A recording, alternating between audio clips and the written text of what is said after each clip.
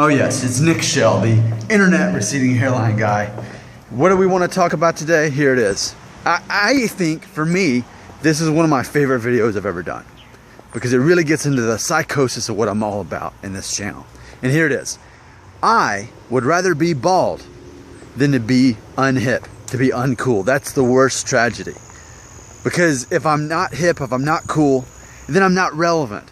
And that's something I value greatly in my life. I want to be relevant to the outside world. I want to be relevant to other people. I want to help people. I want to encourage people.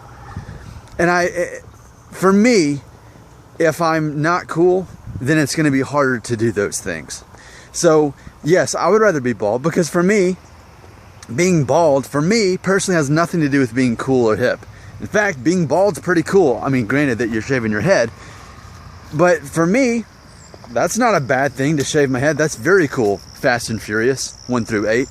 So it's not a setback. It doesn't make you less cool if you are bald. Now granted, remember who you're talking to here. I get it.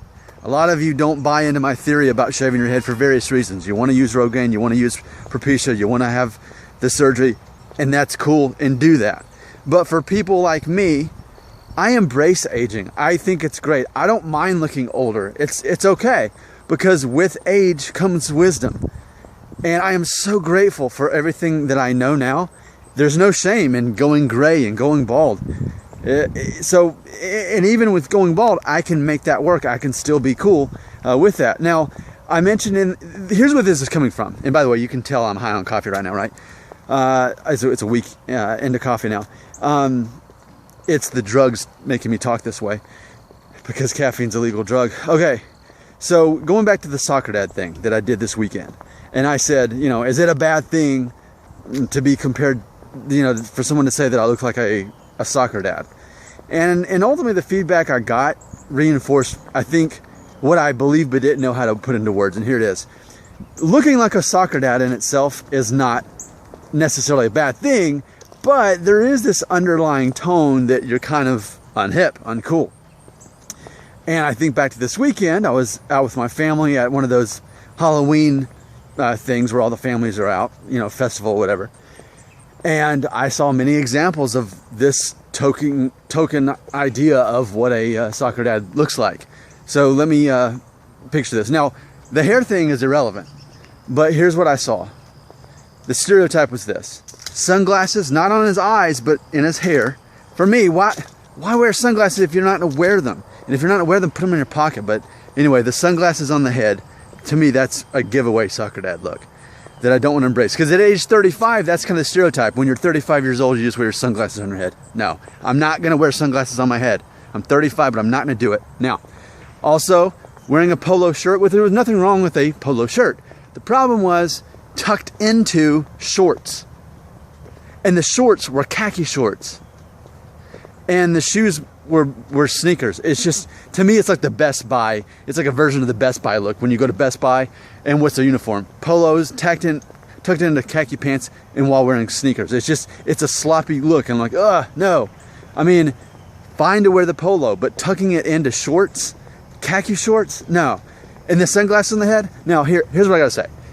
That's fine. It's quite normal. A lot of men do that in their mid-30s and older. And that's fine. I don't care. I don't want to seem like I'm judging what they're doing, because I don't care what they're doing. But what I'm saying is, we all do this. We all look at certain models and styles and think, I like that. I don't like that for myself. So for myself, that is not a style that I want to adopt, because that to me screams soccer dad. That screams unhip. Again, let those people do that. It's just, that's the style I don't want to identify with. Now, as I get older, as I age, I want to be contemporary. I want to be up with the times.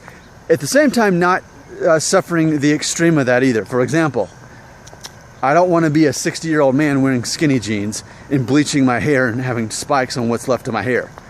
That's an extreme. It's a matter of being decent and kind of laying low with the whole concept of this, and it being okay.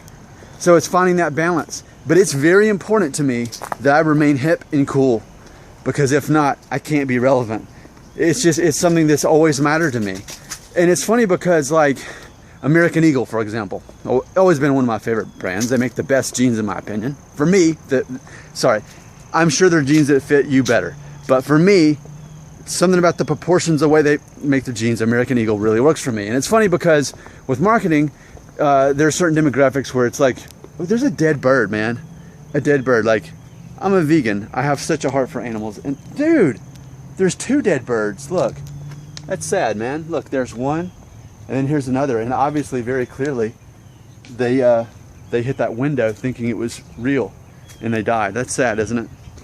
So yes, so the demographics though, typically say that companies like American Eagle and Abercrombie Gap, whatever, they want to cater to what is the demographic? It's like 15 or 16 to about 34 years old.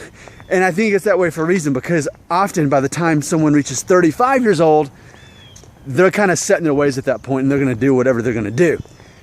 If you're most 35-year-old men, not me, because I care more about being hip than I do going bald. So I will continue to be in that demographics. I will. Again, I don't have to be the trendiest person out there and have skinny jeans, because I'm not into skinny jeans. But I'm also not into faded jeans. I'm not into like a cell phone holder on my hip. You know, that's soccer daddish stuff to me, and I don't want to be identified with that. So let them all do that. I'll be the exception to the rule. I'll keep doing my own thing. I'm going to stay current with the times, and not only in fashion, but also in my ways of thinking. You know, there's this whole concept too, this stereotype of an old man who's set in his ways, you know? Well, I'm very aware of that stereotype, and I'm very concerned about not being that guy. So I consider myself to be very open-minded. That's part of my whole principles about being victorious instead of being a victim. You have to always be learning. You have to be open to new ideas. It doesn't mean you have to adopt those ideas, but you have to be open to understanding those things and understanding how society moves on. And so it's not just about being hip in my style, but it's about a matter of being hip in my thinking. So you see where I'm coming from? I'm a glimpse, hopefully, at your future in all of this. Having hair doesn't matter. Go bald, who cares? You're gonna look older, even with or without the hair. You're gonna get wrinkles, you're gonna get gray hair. And that's one more point too. Obviously, I stay in shape. I bike, I walk, I run. I'm a physical kind of guy, because that's another, I can control that in being hip and cool.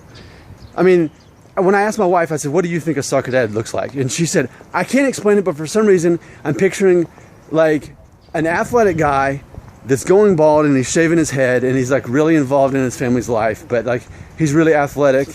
So it's like, it's fine to age, but I think style and staying fit and staying fresh in your thoughts and being open-minded to new things, I think that's what matters. That's what I value. To me, that's how I can be relevant in those ways, not by holding on to my hair or doing whatever it takes to hold on to my hair. I gotta let it go. And I gotta age, and I gotta embrace that aging, because I do not want to be in denial. It's important to me that I'm not in denial. That's part of my principles. I'm Nick Shell. I'm the internet receding hairline guy. Thank you for watching. Leave your comments below, and you will surely motivate me to have new material about hair stuff. But for me, this is one of the most important videos I've ever done about hair loss. It really gets down to the psyche of what I am about as a man who's embracing my aging and my receding hairline, my baldness, whatever you want to call it. I'm embracing it, and this is how I do it. Thanks for watching.